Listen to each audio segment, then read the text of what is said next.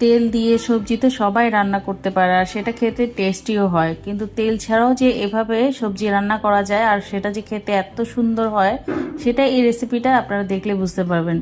কড়াইতে জল দিয়ে তাতে সব রকম সবজি দিয়ে দিয়েছি, গাজর, ফুলকপি, বিনস, পটল, অনেক কিছু দিয়েছি, আপনারা পছন্দ মতো দিয়ে নেবেন। হালকা সেদ্ধ করে নিয়েছি, মানে 50% সেদ্ধ করে নিয়ে শুকনো খোলায় 5 ফোড়ন শুকনো লঙ্কা একটু ভেজে নিয়ে রসুন পেস্ট, পেঁয়াজ পেস্ট দিয়ে খানিকক্ষণ ভেজে নিতে হবে।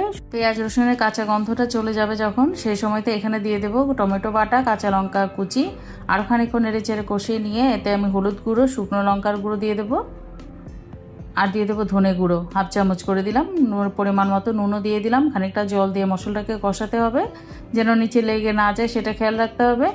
এবার নেড়ে চেড়ে এবার সেদ্ধ করা যে সবজিগুলো জল ফেলে দিয়ে দিলাম।